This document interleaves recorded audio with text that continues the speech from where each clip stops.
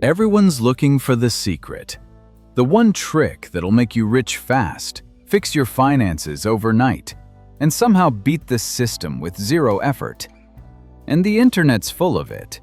Passive income hacks, crypto flips, shiny apps that promise to do the hard work for you. But most of it, it's noise. Because the stuff that actually works, it's been around for decades. It's not flashy. It's not exciting, and almost nobody actually follows it. Why? Because it's boring. It takes patience, and you don't get to brag about it on social media. But if you're done chasing shortcuts and ready to fix your money for real, keep watching. This is the advice that works. Everyone says they'll save money. They get their paycheck, pay the bills, buy food, scroll Amazon for one little thing, and tell themselves they'll save what's left. But let's be real. There's never anything left. Not because you're irresponsible, but because your brain treats saving as optional. It's always tomorrow's problem. That's why the advice is pay yourself first. Not last, not maybe, first. It sounds basic, it sounds boring, but it works because it removes the decision. If the second your money lands, a chunk of it moves into savings automatically, you've already won. No guilt, no overthinking, just a system. And no, it doesn't have to be $500 a month. It could be $10, could be $2. The amount doesn't matter at the start. The behavior does. Because once you start protecting that little chunk of money, no matter how small, you shift your mindset from spend first, maybe save, to save first, then spend. And that shift? That's the difference between staying broke and building actual freedom. Set it, forget it. Let the money move itself. Your future self will thank you for doing what most people never do. This is the one people hate the most. Live below your means. Not spend smart. Not cut back a little. Live on less than you make. Period.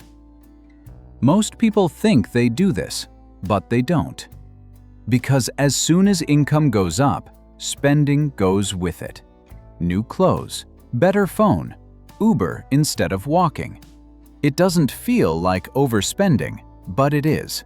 You start thinking you deserve nicer things, that it's okay to stretch a little, just this once. But stretching becomes normal, and suddenly, your bank balance looks the same as it did when you made half as much. That's lifestyle inflation, and it silently keeps people broke. Living below your means doesn't mean you can't enjoy life. It just means you stop acting like your future doesn't matter. You make room. You give yourself space to save, invest, breathe. It's not easy, but it's how people with average incomes build above average lives. You don't need to be rich. You just need to stop pretending you already are. Still here? Good. That already puts you ahead of most people. If this is hitting a little too close to home, that's a good thing. It means you're paying attention. So do me a favor, tap like if you haven't already. It tells the algorithm this stuff matters, and honestly, it helps more than you think. There's this weird belief that the more complicated your money system is, the better it must be. Like if you track every cent in a color-coded spreadsheet, you'll magically stay in control. But complexity doesn't equal control. In fact, for most people, it leads to burnout. Because when the system is too precise, one slip feels like failure. You overspend by $6 in one category and suddenly think the whole budget's broken, so you abandon it. What actually works? Structure that bends. A system that's clear enough to follow even on your worst days. Here's the fix. Set hard rules for the big stuff and don't micromanage the rest. Decide your savings amount before you even get paid. Pick a safe spending cap for non-essentials and stop caring about the exact number of coffee runs. Let's say you're making $2,000 a month. You need $500 for rent, $400 for food, and $300 for utilities. That still leaves you with $800 lying around. Put $500 to the side into investment accounts, something we covered in a previous video, or towards paying off any debt or loans you got. You'll still have $300 to use on fun stuff. And most importantly, let go of the idea that you need to monitor your money daily to be on top of it. Good financial systems aren't about obsession, they're about reducing friction. You're not trying to track harder, you're trying to think about money less. That's what frees up time, energy, and eventually, more money. Most people think of debt as just a payment. You borrow now, you pay later. No big deal. But that's the lie, because what debt actually does is lock up your future. You don't feel it right away. At first, it's manageable. A little here, a little there. Then suddenly, every decision starts running through one filter. Can I afford this and still pay off what I already owe? Debt doesn't just drain your money, it drains your options. You take jobs you don't want. You delay moves you were ready to make.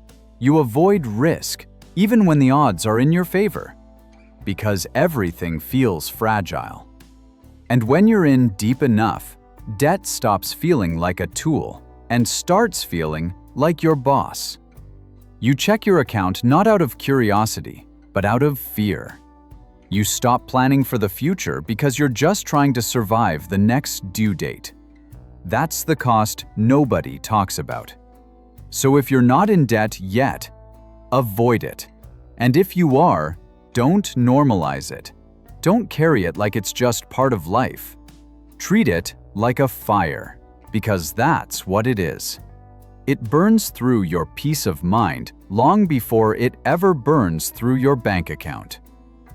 That's it. No secrets, no hacks. Just the stuff that actually works. Most people won't follow it. But you're not most people. If this helped, drop a like. And if you want more straight-up, no-fluff money advice, hit subscribe. Until next time, take care of your future self. Nobody else will.